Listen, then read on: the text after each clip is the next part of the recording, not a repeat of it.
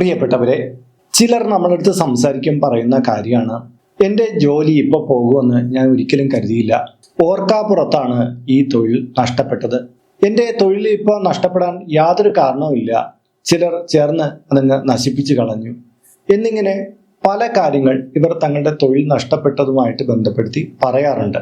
ചിലത് അവരുടെ വ്യക്തിപരമായിട്ടുള്ള കാര്യം കൊണ്ടായിരിക്കുമെങ്കിൽ ചിലത് അവർ ഒന്നും അറിഞ്ഞില്ല. രാവിലെ ഓഫീസിൽ പോയി തിരികെ വീട്ടിൽ വന്ന് മെയിൽ തുറന്നു നോക്കുമ്പോഴാണ് കാണുന്നത് നാളെ മുതൽ നിങ്ങൾ ജോലിക്ക് വരണ്ട എന്നുള്ളത്. ചിലരുടെ അവസ്ഥ അങ്ങനെയൊന്നുമില്ല. രാവിലെ എന്നത്തെ പോലെ ജോലിക്ക് വന്നപ്പോൾ സ്ഥാപനം പൂട്ടിപ്പോയി, അല്ലെങ്കിൽ സ്ഥാപനത്തിൽ ഇപ്പം കുറച്ച് പേരെ ഒഴിവാക്കിയിരിക്കുന്നു എന്നൊക്കെയുള്ള കാര്യങ്ങൾ വരിക. അപ്പൊ ഇങ്ങനെയുള്ള അവസ്ഥയൊക്കെ പലർക്കും ഉണ്ടായി വരാറുണ്ട്. പക്ഷെ നമ്മൾ കരുതുന്നത് പോലെയല്ല കാര്യങ്ങൾ. നമ്മുടെ തൊഴിൽ നഷ്ടപ്പെടുന്നതിന് തൊട്ടുമുമ്പ് പ്രകൃതി ചില സൂചനകൾ നമുക്ക് നൽകാറുണ്ട്. അത് കൃത്യമായി തിരിച്ചറിയാതിരിക്കുന്നതാണ് നമ്മുടെ പിഴവെന്ന് പറയുന്നത്. നമ്മൾ എത്ര സേഫ്റ്റി ആയിട്ടുള്ള തൊഴിലെന്ന് പറഞ്ഞാലും ഞാൻ ഈ പറയുന്ന ചില ലക്ഷണങ്ങൾ അതിൽ കാണുകയാണെങ്കിൽ വളരെ സൂക്ഷിക്കണം. കാര്യം ഏതെങ്കിലും തരത്തിൽ നിങ്ങൾ തൊഴിലിൽ നിന്ന് പുറത്തു പോകാനുള്ള ചാൻസ് ഉണ്ടായി വരികയാണ്. നമ്മുടെ തൊഴിൽ കൂടുതലായിട്ട് ജാഗ്രത വേണം എന്നുള്ള സൂചനയാണ് ഇത് നൽകിയിരിക്കുന്നത്. അതുകൊണ്ട് തന്നെ ഇത് പൂർണ്ണമായിട്ട് മനസ്സിലാക്കി കഴിഞ്ഞാൽ നിങ്ങളുടെ തൊഴിലിൽ ഇപ്പോൾ പ്രശ്നമുണ്ടോ എന്നും പ്രശ്നമുണ്ടെങ്കിൽ എങ്ങനെ അത് പരിഹരിച്ച് നമ്മുടെ തൊഴിലിനെ ഒരു സ്ഥിരതയുള്ളതാക്കി മാറ്റാം എന്നുള്ളതൊക്കെ നമുക്ക് ഈ വീഡിയോയിലൂടെ മനസ്സിലാക്കാൻ കഴിയും. അപ്പോൾ ഇത് പൂർണ്ണമായിട്ട് കാണുക. നമസ്കാരം, ഞാൻ RJ അയ്യർ ഹരിചന്ദന മഠം. ഹൈന്ദവ ആചാര സംബന്ധമായ ജ്യോതിഷ മോട്ടിവേഷൻ സംബന്ധമായ ഒട്ടേറെ കാര്യങ്ങൾ പറഞ്ഞു തരുന്ന ഒരു വാട്സപ്പ് ചാനൽ നമുക്കുണ്ട്. ഇതിൻ്റെ കീഴെ ഡിസ്ക്രിപ്ഷൻ ബോക്സിലും കമന്റ് ബോക്സിലും അതിൻ്റെ ലിങ്ക് കൊടുത്തിട്ടുണ്ട്. അതിലൂടെ ചാനലിൽ പ്രവേശിച്ചാൽ നിങ്ങളുടെ പിറന്നാളിന്, നിങ്ങളുടെ കുടുംബ അംഗങ്ങളുടെ പിറന്നാളിന് സൗജന്യമായിട്ട് പുഷ്പാഞ്ജലി അർച്ചനകൾ നടത്തി കിട്ടുന്നതാണ്. അപ്പോൾ ഒരു തൊഴിൽ നഷ്ടപ്പെട്ടു പോകുക എന്ന് പറയുമ്പോൾ നമ്മുടെ ജീവിതത്തിന്റെ താളം പാടെ തകിടം മറിക്കുന്ന ഒന്നായിരിക്കും. കാര്യം ഒരു ഇടത്തരം കുടുംബത്തിലൊക്കെ ആ ഗൃഹനാഥൻ അല്ലെങ്കിൽ ഗൃഹനാഥ കൊണ്ടുവരുന്ന ജോലി ചെയ്ത് കിട്ടുന്ന കുറച്ച് കാശ് കൊണ്ടായിരിക്കും അവരുടെ ദൈനംദിന കാര്യങ്ങളെല്ലാം നടന്നു പോകുന്നത്. അപ്പോൾ ഒരു സുപ്രഭാതത്തിൽ ഈ തൊഴിലില്ലാതായി പോകുമ്പോൾ അവർക്കുള്ള വരുമാനം നിലയ്ക്കുന്നു, ജീവിതം ആകെ വഴിമുട്ടി പോവുകയാണ്. അങ്ങനെ ഒരു അവസ്ഥയിലേക്ക് ചെല്ലുമ്പോൾ അത് അതിഭീകരമായിട്ടുള്ള ഒരു മാനസികാവസ്ഥയും ഇവർക്ക് സൃഷ്ടിക്കാറുണ്ട്. എന്തായാലും നമ്മൾ ചില ലക്ഷണങ്ങളെ മാനിച്ചു കഴിഞ്ഞാൽ നമുക്ക് നമ്മുടെ തൊഴില് ചിലപ്പം പ്രശ്നമുണ്ടാകാം. അടുത്തൊരു തൊഴിൽ ഉടനെ നോക്കി വെക്കണം, അല്ലെങ്കിൽ ഈ തൊഴിലിൽ തന്നെ നമ്മൾ കുറച്ചുകൂടി ശ്രദ്ധ വെക്കണം എന്നൊക്കെയുള്ള ജാഗ്രത കിട്ടും. ഒരിക്കലും ഒരു സ്റ്റേബിൾ അല്ലാത്ത ഒരു മേഖലയിലാണ് നിങ്ങൾ പൊയ്ക്കൊണ്ടിരിക്കുന്നെങ്കിൽ നിങ്ങൾ നിങ്ങളുടെ തൊഴിലിനൊപ്പം തന്നെ മറ്റൊരു ഇൻകവും കൂടി, ഒരു പാസീവ് ഇൻകം കൂടി കിട്ടുന്ന ഒരു കാര്യം കൂടി നിങ്ങൾ ചെയ്തു വെച്ചോളാം. അബദ്ധവശാൽ നിങ്ങളുടെ തൊഴിലങ്ങ് നഷ്ടപ്പെട്ടു പോയാലും ഒരു 6 മാസത്തേക്ക് നിങ്ങൾക്ക് പിടിച്ചിരിക്കാനുള്ളൊരു കരുതൽ നിങ്ങൾ എങ്ങനെയെങ്കിലും കരുതി വെക്കണം. എമർജൻസി ഫണ്ട് എന്നൊക്കെ പറയുന്ന തരത്തിൽ കരുതി വെക്കണം. ഒപ്പം തന്നെ ഒരു പാസീവായിട്ട് ഇൻകം ഉണ്ടാക്കുന്ന തരത്തിൽ നിങ്ങളുടേതായ ചെറിയ ചെറിയ കാര്യങ്ങൾ, വീട്ടിൽ തയ്യൽ അറിയാന്നുള്ളവർക്ക് തയ്ക്കാം, അല്ലെങ്കിൽ ബുക്ക് ബൈൻഡിങ് അറിയാന്നുള്ള ബുക്ക് ബൈൻഡിങ്, ഇങ്ങനെ പല വിധത്തിലുള്ള കാര്യങ്ങളുണ്ടല്ലോ. എന്തെങ്കിലും നമ്മുടെ തൊഴിലിനോട് ഒരു സൈഡ് വേ ആയിട്ട് നമ്മളൊരു തൊഴിൽ വയ്ക്കണം. ഇല്ലെങ്കിൽ ഒരു തൊഴിൽ പെട്ടെന്ന് നഷ്ടപ്പെട്ടു പോവുകയാണെങ്കിൽ നമ്മൾ പ്രതിസന്ധിയുടെ ആക്കം കൂടിപ്പോകും എന്നുള്ളതാണ്. മറ്റേത് നമുക്ക് കുറച്ചുകൂടി ആത്മവിശ്വാസത്തോടെ മുന്നോട്ട് പോകാനുള്ള കഴിവ് കിട്ടും. അപ്പൊ നമുക്ക് ആദ്യത്തെ ലക്ഷണത്തിലേക്ക് വരാം. നമ്മുടെ യാത്രാ മധ്യേ ഒരാളെ കാണുന്നു, അയാൾ തൻ്റെ തൊഴിൽ നഷ്ടപ്പെട്ടതായിട്ട് പറയുന്നു. അതായത് നമ്മൾ ദൈനംദിന യാത്രക്കിടയിൽ പലരെയും പരിചയപ്പെടും. ചിലപ്പോൾ സുഹൃത്തുക്കളായിരിക്കും, കണ്ടുമുട്ടിയവരായിരിക്കും, അങ്ങനെ പലരും കാണും. അവിടുത്തെ സംസാരിക്കുമ്പോഴാണ് അയാള് യാദൃച്ഛിക തൻ്റെ തൊഴിൽ നഷ്ടപ്പെട്ടു പോയി എന്നുള്ള രീതിയിൽ സംസാരിക്കുന്നത്. അയാൾ അപ്പോഴത് അങ്ങനെ ഒരു കാര്യം പറയേണ്ട ആവശ്യമൊന്നുമില്ല. പക്ഷെ ഇയാൾ സംസാരിക്കുന്ന കൂട്ടത്തിൽ ഇയാൾ തൊഴിൽ നഷ്ടപ്പെട്ടു പോയി എന്ന് പറയുന്ന കാര്യം പറഞ്ഞുകൊണ്ടിരിക്കുകയാണെങ്കിൽ നമ്മളൊന്ന് ശ്രദ്ധിക്കുക. എവിടെയോ നമുക്കും ഒരു തൊഴിൽ നഷ്ടത്തിനുള്ള സാധ്യത ഇദ്ദേഹം ഒരു മുന്നറിയിപ്പ് പോലെ പറഞ്ഞു തന്നെയാണ്, പ്രകൃതി പറഞ്ഞു തന്നെയാണ്. അതുകൊണ്ട് നമ്മുടെ തൊഴിലിൽ കുറച്ചുകൂടി ജാഗ്രത വേണം. രണ്ടാമത്തത്, ഓഫീസിലെ കസേരയിൽ ബലക്ഷയം കാണുക എന്നുള്ളത്. അതായത് നിങ്ങൾ ഇരുന്ന് ജോലി ചെയ്യുന്ന ഒരു വ്യക്തിയാണെങ്കിൽ, അല്ലെങ്കിൽ നിങ്ങളുടെ ഓഫീസിൽ നിങ്ങൾക്കായിട്ടൊരു ചെയർ ഉണ്ടെങ്കിൽ അതിൻ്റെ കസേരയുടെ കാലാടുക, അത് അല്ലെങ്കിൽ പൊളിഞ്ഞതായിട്ട് കാണപ്പെടുക, ഒടിഞ്ഞു വീഴുക, അങ്ങനെയൊക്കെ ഉള്ളൊരു അനുഭവം നിങ്ങൾക്ക് അവിടെ കാണുന്നെങ്കിൽ അല്ലെങ്കിൽ എൻ്റെ സ്ക്രൂ ഒക്കെ ഇളകിയിരിക്കുക, അങ്ങനെയൊക്കെയുള്ള കാര്യങ്ങളുണ്ടല്ലോ. അങ്ങനെയുള്ള നശീകരണ സ്വഭാവം ആ ചെയറിന് വന്നു കൂടുന്നെങ്കിൽ നിങ്ങൾ ഉറപ്പിക്കുക നിങ്ങളുടെ തൊഴിലിന് അല്ലെങ്കിൽ നിങ്ങളുടെ സ്ഥാനത്തിന് ഒരു ചലനം വരാൻ പോവുകയാണ്. അത് വളരെ ശ്രദ്ധിച്ചില്ലെങ്കിൽ നമുക്ക് കുറച്ച് പ്രതിസന്ധികൾ ഉണ്ടാകാൻ സാധ്യതയുണ്ട് എന്നുള്ളതാണ്. ചിലർക്ക് സസ്പെൻഷൻ കിട്ടുന്നതിന് മുമ്പ് ഇങ്ങനെ ഉള്ള കാര്യങ്ങൾ ഉണ്ടാവാം. ചില ഈ കൈക്കൂലി പോലുള്ള കാര്യങ്ങളൊക്കെ പിടിക്കപ്പെട്ട ചരിത്രമുണ്ടല്ലോ. അത് അങ്ങനെയൊന്നും ചെയ്യാൻ പാടില്ലാത്തതാണ്, ആരെയൊന്നും കൈക്കൂലി മേടിക്കാൻ പാടില്ലാത്തതാണ്. പക്ഷെ അങ്ങനെ ചെയ്യുന്ന ഉദ്യോഗസ്ഥരുടെ പലപ്പോഴും അവരുടെ കസേരയ്ക്കൊക്കെ ഒരു ബലക്ഷയം വരുമ്പോഴേ അവർക്ക് സൂചനയുണ്ട്, ഞാൻ എൻ്റെ സ്വഭാവം മാറ്റണം, ഞാൻ ഇങ്ങനത്തെ തെറ്റ് ചെയ്യാൻ പാടില്ല എന്നുള്ളത്.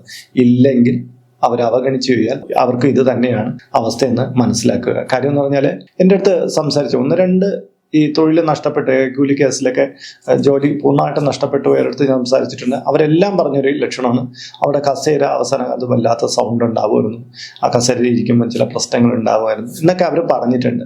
അതുകൊണ്ട് തന്നെ ഏതെങ്കിലും ഇത്തരം മോശ സ്വഭാവം കാണിക്കുന്ന ആൾക്കാരുണ്ടെങ്കിൽ സൂക്ഷിച്ചോളൂ. ഇങ്ങനെ നിങ്ങളുടെ ചെയറിൻ്റെ ഈ ഒരു അവസ്ഥ കാണുകയാണെങ്കിൽ ഉറപ്പായിട്ടും നിങ്ങളുടെ പിടി വീഴാനുള്ള സമയമായിട്ടുണ്ട്. എന്തായാലും ഇത്തരം ശീലം ഉണ്ടെങ്കിൽ അത് ഒഴിവാക്കുക. 3-ാമത്തെ കാര്യം, അലക്കാനിട്ട വസ്ത്രത്തിൽ നിരന്തരമായിട്ട് ധനം കുടുങ്ങുക. അതായത് നമ്മൾ തുണി അലക്കാൻ വേണ്ടിയിട്ട് ഇടുമല്ലോ, നമ്മൾ വാഷിംഗ് മെഷീനോ അല്ലാതെ കൈകൊണ്ട് നനയ്ക്കുന്ന എന്താവട്ടെ, നമ്മുടെ പോക്കറ്റിൽ പണം കിടന്ന് കുതിർന്ന് പിന്നെ ഉണക്കി എടുത്തു കഴിയുമ്പോഴാണ് നമ്മൾ കാണുന്നത് അതിൻ്റെ അകത്ത് ധനം കുടുങ്ങിയിട്ടുണ്ടായിരുന്നു എന്ന്. അപ്പോൾ എൻ്റെ അടുത്ത് ഈ കാര്യം ഞാൻ ഒരാളടുത്ത് പറഞ്ഞപ്പോൾ അയാൾ പറഞ്ഞ അങ്ങനെയൊന്നും എൻ്റെ വീട്ടിൽ സംഭവിക്കില്ല, എൻ്റെ ഭാര്യ എൻ്റെ പോക്കറ്റിൽ എന്തെങ്കിലും പൈസ ഉണ്ട് അവളുടെ അടുത്ത് മാറ്റിക്കൊള്ളും, ഇങ്ങനെ ധനം കുടുങ്ങിക്കിടന്ന് അതെനിക്ക് കിട്ടുകയൊന്നുമില്ല, അതുകൊണ്ട് ഈ ലക്ഷണം എനിക്ക് ഒഴിവാക്കേണ്ട ആവശ്യമുണ്ടെന്ന് പറഞ്ഞിട്ടുണ്ട്. അപ്പം അത് ഒരു തമാശയായിട്ട് തന്നെ ഞാൻ പറഞ്ഞു അങ്ങനെയൊക്കെ ഉള്ളവരുണ്ടാവാം. പക്ഷെ നിങ്ങൾക്ക് നിങ്ങളുടെ ഷർട്ടിലോ അല്ലെങ്കിൽ പാൻസിലോ എവിടെയെങ്കിലും ധനം ഇങ്ങനെ ഉണങ്ങി വാഷ് ചെയ്യാനിട്ടു, അത് ആരും ശ്രദ്ധിച്ചില്ല, തിരിച്ച് ഉണക്കി എടുത്തപ്പോൾ നിങ്ങളുടെ അതിൽ തന്നെ ചുളിഞ്ഞ് ധനം ഇരുന്നിട്ടുണ്ടെങ്കിൽ അതൊരു ലക്ഷണമാണ് നിങ്ങളുടെ തൊഴിലിന് സാരമായിട്ടുള്ള എന്തോ കാര്യം വരുന്നു. ഇത് ഈ സാധാരണ ഓഫീസ് ജോലികളിൽ മാത്രമല്ല, കർഷകരായിട്ട് നിൽക്കുന്ന ആൾക്കാർക്ക്, ഏതെങ്കിലും കൂലിത്തൊഴിൽ ഒരിടത്ത് തുടർച്ചയായിട്ട് ചെയ്യുന്നവർക്ക്, അങ്ങനെ എല്ലാവർക്കും ബാധകമായിട്ടുള്ള ഒരു ലക്ഷണമാണ്. അതുകൊണ്ട് ഇത് പ്രത്യേകം ശ്രദ്ധിക്കേണ്ടതാണ്. 4-ാമത്തെ കാര്യം എന്ന് പറഞ്ഞാൽ, ഒരു തൊഴിലിന് വേണ്ടി നമ്മൾ രാവിലെ പുറപ്പെടുക, അല്ലെങ്കിൽ ഏത് സമയത്താണ് നമ്മൾ തൊഴിലിന് വേണ്ടി പുറപ്പെടുന്നത്, അതിന് തൊട്ട് മുമ്പ് തന്നെ നമുക്ക് വല്ലാണ്ട് ക്ഷീണം അനുഭവപ്പെടുക, കോട്ടുവ നിരന്തരമായിട്ട് നമ്മൾ ദീർഘമായിട്ട് കോട്ടുവ ഇടുക. എങ്ങനെ നിയന്ത്രിച്ചാലും ഈ ക്ഷീണവും കോട്ടുവായും ഇങ്ങനെ നിരന്തരമായിട്ട് വന്നുകൊണ്ടിരിക്കുക, നമുക്ക് അങ്ങോട്ട് പോകാൻ തോന്നുന്നില്ല, ഒരു മടുപ്പ് പോലെ ഉള്ളൊരവസ്ഥ സൃഷ്ടിക്കപ്പെട്ടുകൊണ്ടേയിരിക്കുക. ഇത് നമ്മുടെ തൊഴിലായിട്ട് ആ ഒരു എനർജി ഒട്ടും വർക്ക് ചെയ്യുന്നില്ല. നമ്മുടെ ആ തൊഴിൽ രാശിയിൽ നിന്ന് നമ്മളെ മാറ്റാൻ വേണ്ടിയിട്ട് അത് ശ്രമിക്കുന്നതിൻ്റെ സൂചനയാണ്. ഇത് പ്രത്യേക ഒരു ലക്ഷണമാണ്. അതുകൊണ്ട് ഇത് നോട്ട് ചെയ്യുക. ഇങ്ങനെ കണ്ടു കഴിഞ്ഞാൽ നമ്മുടെ തൊഴിൽ കൂടുതൽ നമ്മൾ ജാഗ്രത കാണിക്കണം. അല്ലെങ്കിൽ നമ്മൾ മറ്റൊരു തൊഴിൽ ഈ സമയത്ത് കണ്ടെത്തി വെക്കണം. കാര്യം നമ്മുടെ തൊഴിലിന് എന്തോ കോട്ടം തട്ടാനുള്ള സൂചനകൾ ഇവിടെ ഉണ്ട്. 5-ാമത്തെ കാര്യത്തിലേക്ക് കടക്കുന്നതിന് മുമ്പ് ഇതിൻ്റെ കീഴെ കമൻറ്റ് ബോക്സിൽ, ഡിസ്ക്രിപ്ഷൻ ബോക്സിൽ നിങ്ങളുടെ പേര്, നിങ്ങളുടെ വയസ്സ്, നിങ്ങളുടെ നക്ഷത്രം ഇവ കൊടുത്തു കഴിഞ്ഞാൽ ഇവിടെ നടക്കുന്ന പൂജാ പ്രാർത്ഥനകളിൽ നിങ്ങളെ കൂടി ഉൾക്കൊള്ളിക്കാൻ കഴിയുന്നതാണ്. 1 മാസത്തേക്കായിരിക്കും ഇപ്രകാരം ചെയ്യുന്നത്.